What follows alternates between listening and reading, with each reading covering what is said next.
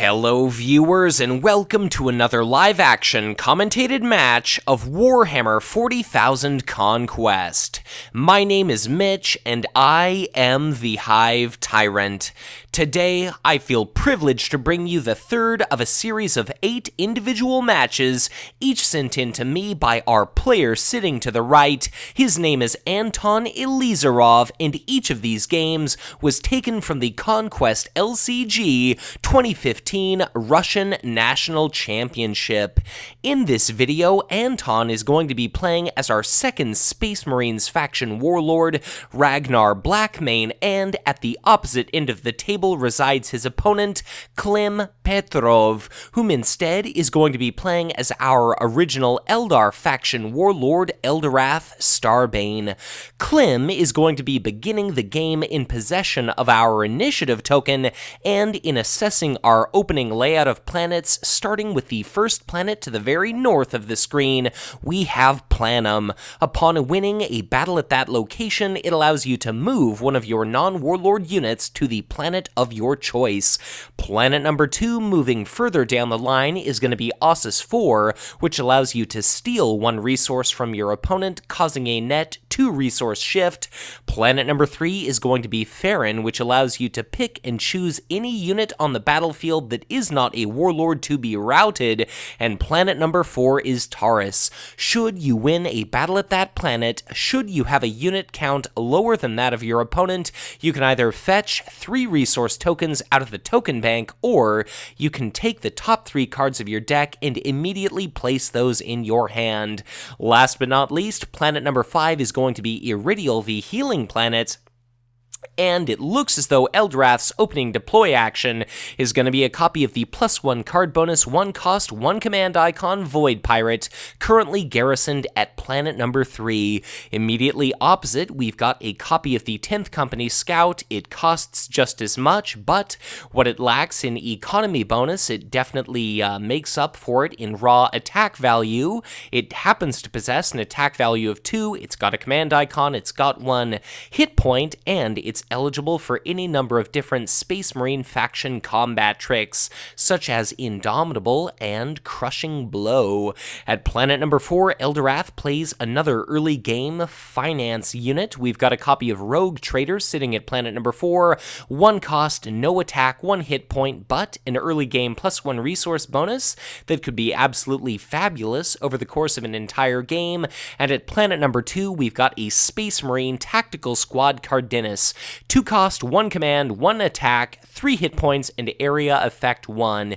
Generally not tremendously useful against Eldorath, who's got a bit of a predilection for playing beefy army units such as Starbane's Council, and of course a Warlock Destructor, as of which there's currently one sitting at planet number 1. Warlock Destructor is an absolutely fantastic value unit, 2 cost, 1 command icon, 3 attack, 4 hit points. Granted, you have to pay a resource during the deploy phase of each and every following round in order to keep it in play, but if it ends up being killed off in combat, it's very likely to more than make back its cost in cards and resources in killed off enemy army and token and even warlord units. But considering in particular that planet number 1 is going to be Planum, that could provide a fantastic opportunity for Eldorath to relocate that formidable combat unit to the planet of his choice. Considering planets number 1, 2, and 4 each happen to possess green strongpoint type icons, that could be a relatively early victory indeed for our Eldar player. But planet number 2, we've got a copy of the 1 cost, 1 attack, 1 hit point, 2 command icon Bealtan Guardians. Planet number 4, we've got a copy for our Space Marine of the White Scars Bikers. 3 cost, 1 command, 2 attack, 3 hit points, but as one of those Warlord friend units, it happens to get a +2 attack value bonus whenever a Warlord happens to be present. So if Eldorath decides to show up at planet number 4, granted he'd be able to exhaust that unit, but 1 attack value isn't going to be able to do much to chew through 3 hit points, and as soon as Eldorath is having to face down an attack value of 4, he's probably not going to stick around for long. But looks like Eldorath instead decided to show up at planet number 3. He's going to immediately stand to exhaust that 10th Company Scout, and he's going to guarantee he's going to be able to collect that Void Pirate associated card bonus. But Ragnar shows up to planet number 4. We'll have to see if we end up seeing a copy of Foresight or Blackmane's Hunt being used, but I guess we don't. So, any case, resolving our command struggles, planet number 1, that Warlock Destructor is going to mean 1 card, 1 resource to the left for Eldorath. Planet number 2 is going to be a couple of resources. That Bealtan Guardians, awesome value. That's going to generate 2 resources for Eldorath. Planet number 3 is going to be 2 resources and a card for our Eldar player. Planet number 4 is going to be a card and a resource for Ragnar, and he's going to conveniently shut down the +1 resource bonus associated with that Rogue Trader. And very interesting indeed, we happen to see a copy of Eldar Survivalist positioned at planet number 5. So that's going to be a 2-cost, 1 command icon, 0/2 unit. Definitely not something you see played every day, but it's got a +1 card and +1 resource bonus, and thanks to that, that alone is going to be 2 cards and 1 resource generated from planet number 5. But that Warlock Destructor wins planet number 1 entirely uncontested. Note, it's been repositioned at planet number 2. Eldorath, of course, triggers a battle at not just planet number 1, but also planet number 3. He takes his swing, kills off that copy of the already exhausted 10th Company Scout, no shields necessary, I suppose, on part of Anton Elizarov, and that means that that's going to be the opportunity there for Eldorath to trigger Farron's battle ability, and he is going to be able to pick and choose any one of these individual Space Marine faction units to be routed. Looks like he picks that copy of Tactical Squad Cardenas as opposed to getting rid of that copy of White Scar's Biker. Ragnar is going to be activating a battle at his planet as well, and that is going to be a dead copy of Rogue Trader. So doing a real quick unit count, that's going to be 3, 4, 5 units in total for Eldorath, and that is just going to be 3 units for Ragnar. So therefore, is it going to be cards? Okay, it's going to be resources. So Taurus successfully activated. Congratulations to you, Anton. You have done something that seems as though it seldom occurs now and then. But regardless, the initiative token is going to bounce to Ragnar in just a moment. We see our new 5th planet, which is going to be Atrox Prime. Should you end up winning a battle at that planet, you can pick either an adjacent planet or the enemy HQ, and you deal 1 point of damage to each and every enemy unit currently present at that location. So for Eldorath, for Klim, we've got 1 green strongpoint type icon, we've got 1 blue technology type icon. Klim is going to have to invest an additional resource in that copy of Warlock Destructor, but both of the players playing out this match have just generated an additional 4 resources, drawn a couple of cards thanks to their HQ phase. We see Ragnar with initiative throw out a copy of Blackmane Sentinel to planet number 4, and part of the crappy aspect of Eldar Survivalist is it's incredibly easy to shut down, like that Blackmane Sentinel. Granted, it costs just as many resources, it also cost 1 card, but now that Eldar Survivalist is a 0/2 unit sitting there on its hands doing absolutely nothing apart from perhaps giving itself a bit of a stranger. But at planet number 5 for Eldorath, planet number 4 for Ragnar, we've each got a copy of Rogue Trader. That's again +1 resource bonus, and considering Ragnar's got one of those positioned at Iridial, it's not only going to allow him to potentially win command at that planet, but it's also going to be a fantastic opportunity for him to win the card associated with that planet and accumulate an additional resource token to boot. Looks like we've got a copy of Void Pirate played out by Eldorath Starbane, currently positioned at planet number 2, and it looks as though Klim is taking a moment to admire a fancy little bit of swag. That is going to be one of those very seldom seen alternate art copies of Blood Angels Veterans, currently positioned at planet number 1.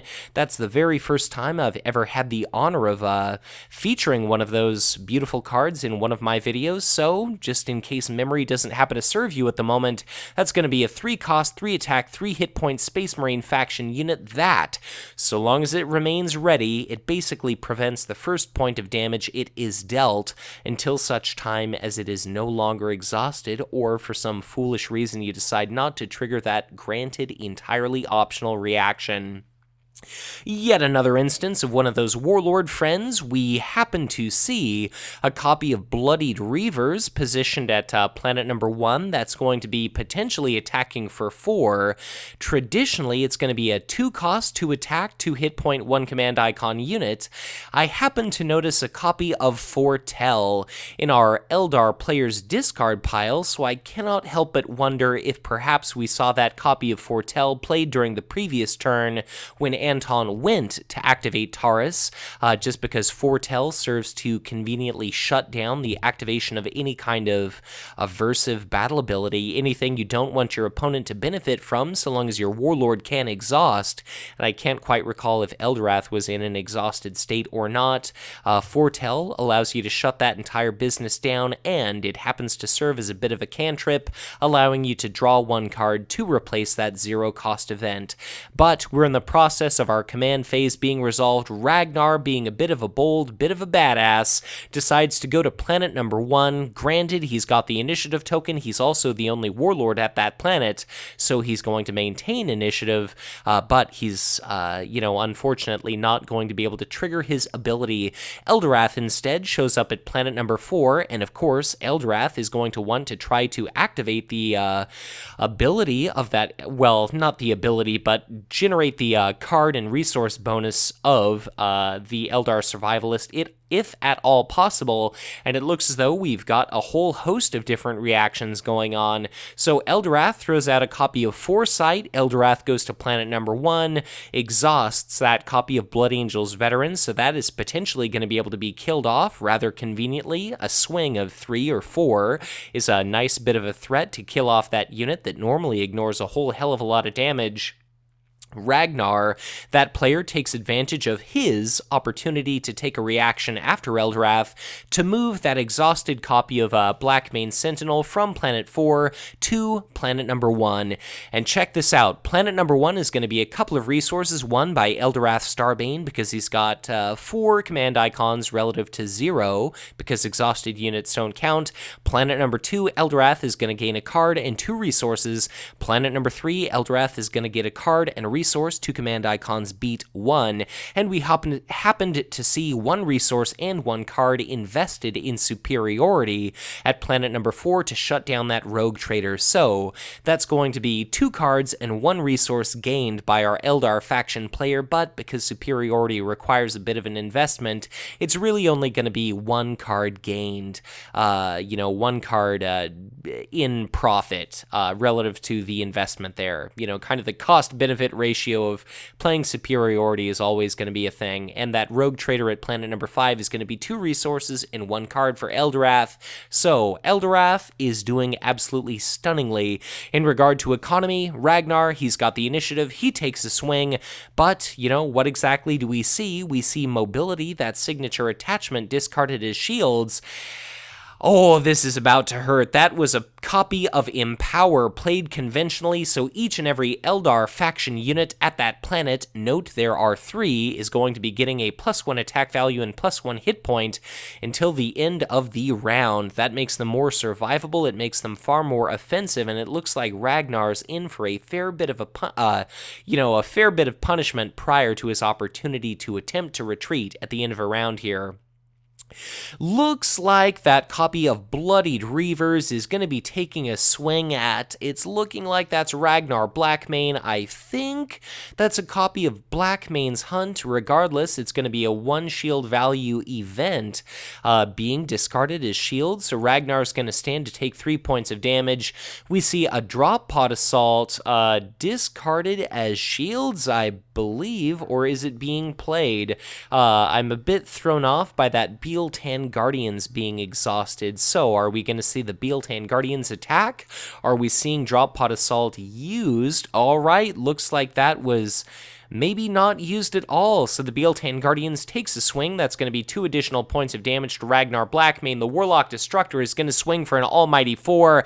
That is going to be a Bloodied Warlord. Ragnar is going to be effectively neutered. Looks like he followed the advice you always hear to spay and neuter your pets, so that Space Wolf is indeed going to be effectively castrated, now being instantly reduced to a 2/5 Warlord, and if Ragnar ends up taking 5 points of damage, he is going to be outright destroyed. Eldorath, I imagine, takes a swing.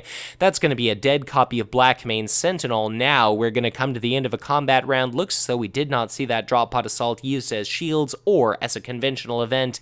Looks as though Ragnar Blackmane, much to his lamentation and chagrin, I'm sure, is at an entire dearth of resource tokens. Absolutely not. He's going to be able to do to survive this Eldar onslaught, and it looks as though the ruin of Anton Elizarov is about to be smote upon this mountainside here, much like the Balrog before him.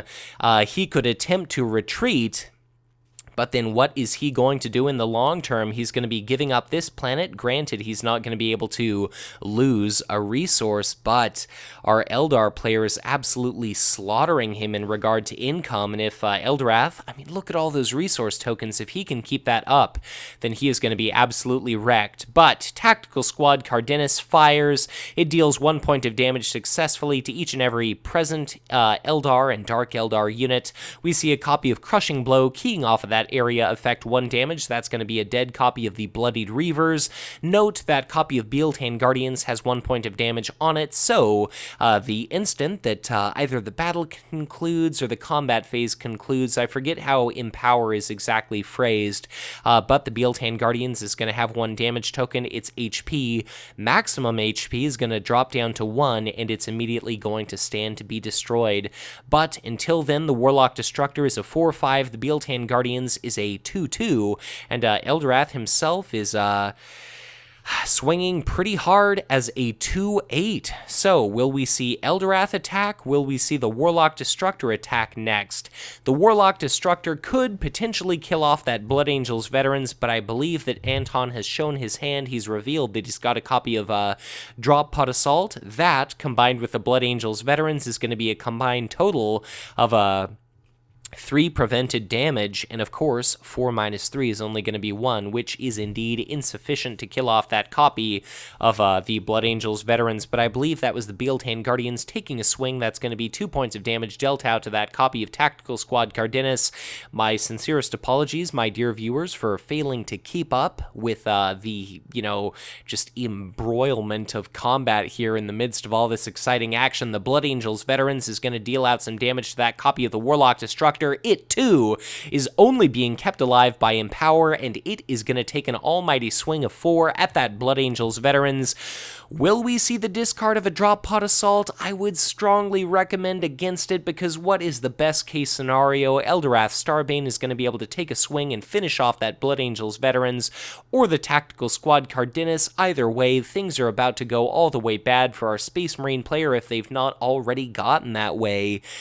Like, let's say the Blood Angels veterans is shielded, and then Eldorath either kills it or the Tactical Squad. Best case scenario is Ragnar has a unit in his HQ, and then that's going to kind of cramp his deployment during the following round. Like, Ragnar is going to want to show up at Taurus to try to block off his opponent's victory condition, but what exactly are we going to be able to see in regard to our Space Marine trying to come back and beat this Eldar faction player? That Blood Angels veterans is killed. Eldorath takes a swing at the Tactical Squad Cardenas. The Tac Squad manages to survive. And I don't exactly know if throwing away that Drop Pod Assault just to spare this unit's life was ideal, because, look, the Tactical Squad, it survives long enough because Ragnar had initiative, he maintains initiative. He had the opportunity there to deal out that area effect damage. The Warlock Destructor died, the Bealtaine Guardians died, Eldorath himself took an additional point of damage, but once the effects of Empower wore off, that would have been a dead Warlock Destructor and Bealtaine Guardians anyway, so all that really happened is Eldorath managed to win at that planet planet regardless.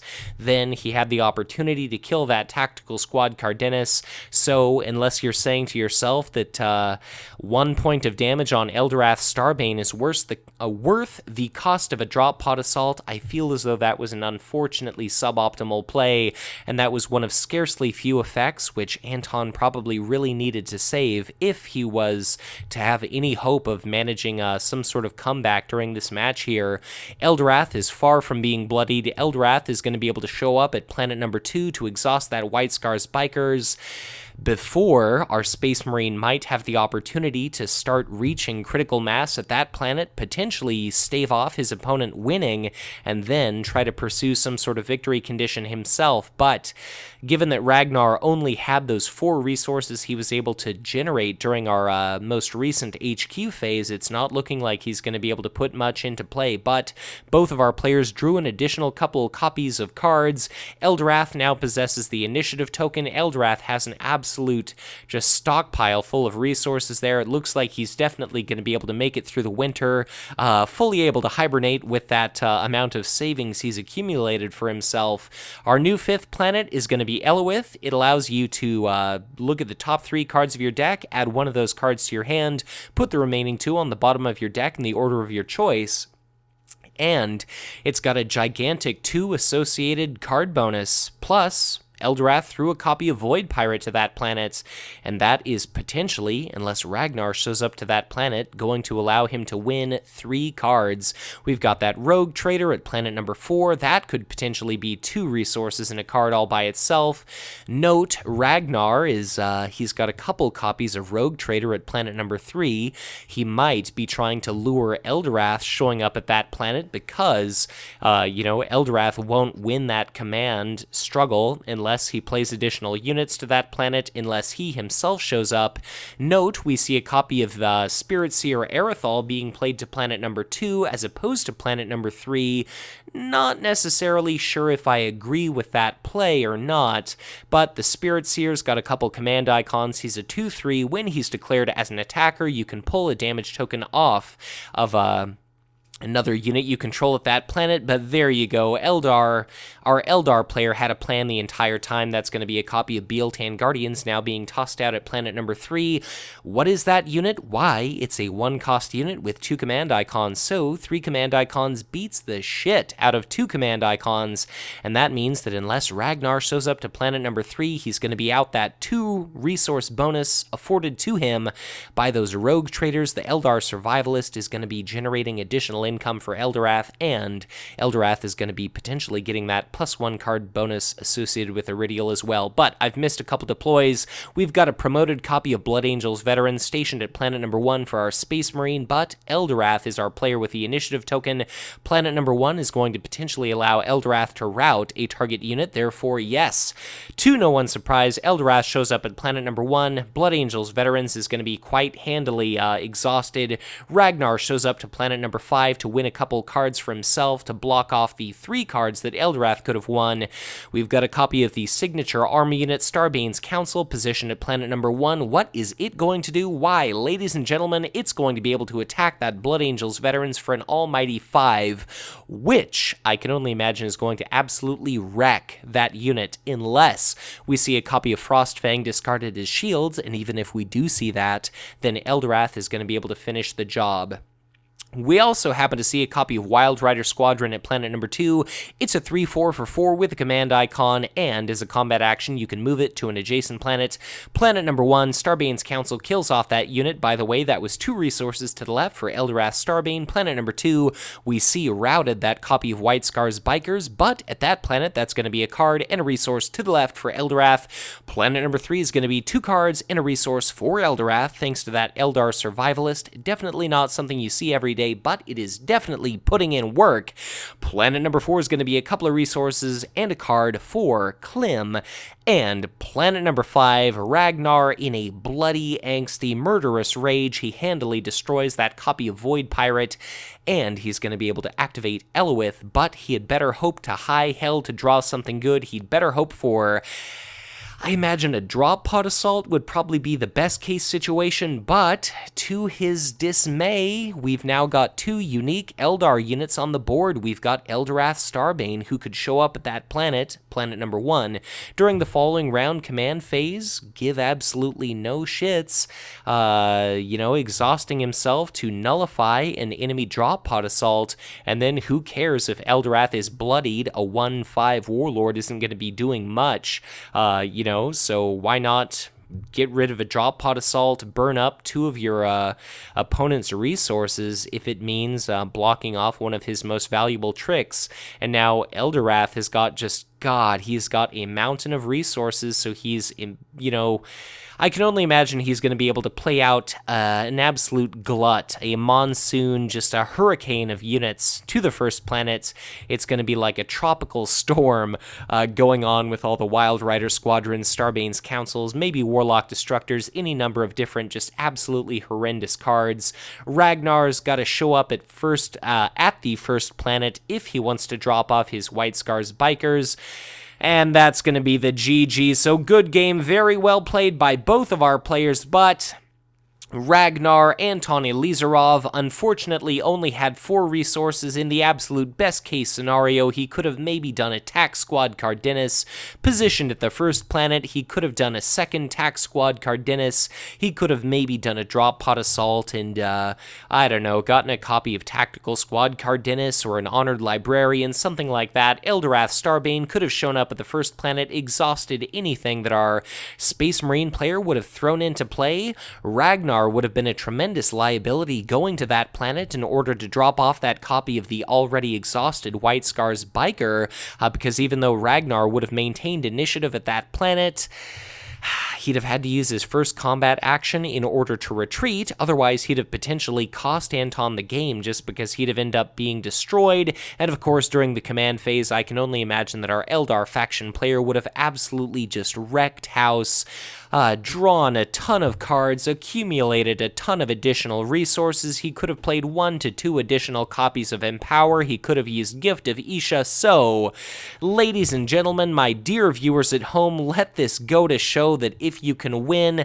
economically, you can do yourself a tremendous bit of good. But a monumental thanks goes out to Anton Elizarov for affording me this fabulous opportunity to host, to spectate, commentate, and publish so many individual matches, each taken from the Conquest LCG 2015 Russian National Championships. It's definitely a rather underrepresented meta for such a tremendously large country, so I just feel absolutely honored to be able to publish so many of these matches and share all of these with you. But hopefully you enjoyed this game. Thank you again to both of our players, and as always, if you enjoyed this content, be sure to hit that like button and subscribe to my channel if you've not done so already, or if you are already subscribed, as ever, I always encourage you to share this content, because the more individuals there are that stumble upon these videos, the more people may give Conquest a try, they might enjoy what they experience, they might join our living card game community, and of course, all together, we continue to send the message to Fantasy Flight Games, telling them to continue development of this fantastic product. If at any point you'd like to get in touch with me, I would encourage you to reach out and contact me via Facebook or on Twitter, and if you ever feel inclined to help support the Hive Tyrant or improve the quality of this channel, I would definitely encourage you to consider donating $1 or $2 on a strictly monthly basis to my Patreon. But as always, thank you so much for watching, and once again, be sure to check back in again soon for much more Conquest LCG content to come.